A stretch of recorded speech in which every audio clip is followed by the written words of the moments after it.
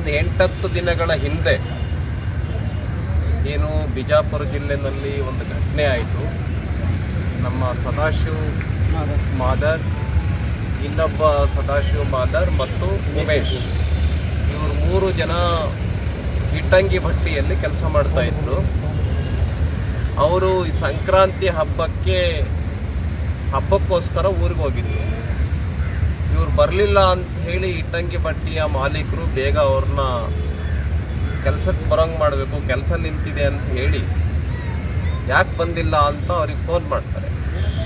ಆಗ ಇಲ್ಲ, ನಮಗೆ ಸ್ವಲ್ಪ ದುಡ್ಡಿಲ್ಲ, ಮನೆ ಕಡೆ ಎಲ್ಲ ಭಾಳ ಕಷ್ಟ ಇದೆ, ಹಾಗಾಗಿ ನಮಗೇನಾರು ಸ್ವಲ್ಪ ದುಡ್ಡು ಕೊಟ್ಟರೆ ಬರ್ತೀವಿ.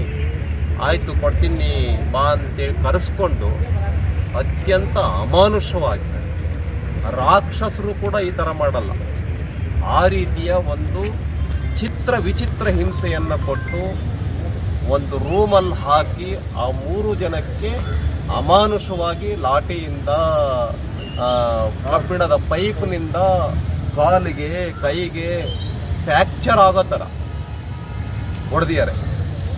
ಹೊಡೆದು ಅಷ್ಟೇ ಅಲ್ಲ, ಸದ್ಯ ದೇವರು ಆ 3 ಜನರ ಪರವಾಗಿದ್ದಾನೆ, ಅದನ್ನು ರೆಕಾರ್ಡ್ ಮಾಡಿದ್ದಾರೆ. ಅವರೇ ಯಾರು ಹೊಡೆದಿದ್ದಾರೆ, ಅವರು ಹೊಡೆದು ಅಪ್ಲೋಡ್ ಮಾಡಿದ್ದಾರೆ ಮೊಬೈಲ್ಗೆ, ಇನ್ಸ್ಟಾಗ್ರಾಮ್ಗೆ ಹಾಕಿದ್ದಾರೆ.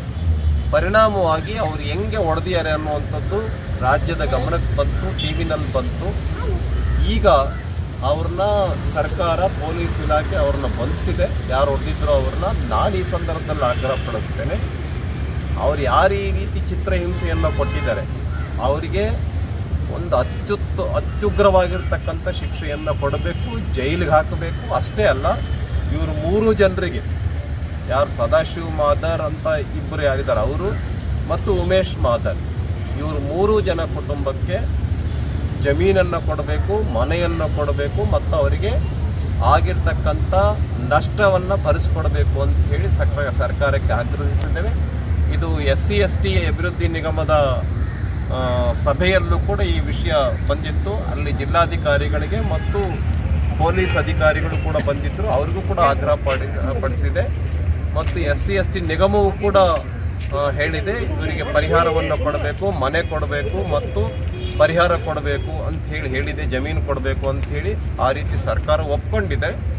ಹಾಗಾಗಿ ಜಿಲ್ಲಾ ಆಡಳಿತ ಈ 3 ಕುಟುಂಬಗಳಿಗೆ ಎಲ್ಲ ಅನುಕೂಲತೆಗಳನ್ನು ಮಾಡಿಕೊಡಬೇಕು ಅಂತೇಳಿ ಈ ಸಂದರ್ಭದಲ್ಲಿ ಆಗ್ರಹ ಪಡಿಸ್ತೇನೆ. ಮತ್ತು ಫೋನ್ ಮಾಡಿ ನೀವೇನಾದರೂ ಈ ವಿಷಯನ ಪೊಲೀಸರಿಗೆ ತಿಳಿಸಿದರೆ ನಿಮಗೆ ಇನ್ನೂ ಶಿಕ್ಷೆಯನ್ನು ಕೊಡ್ತೇವೆ, ಇನ್ನೂ ಬೀಭತ್ಸವಾಗಿರ್ತಕ್ಕಂಥ ಹಿಂಸೆಯನ್ನು ಮಾಡ್ತೇವೆ ಅಂತ ಹೇಳಿದ್ರು.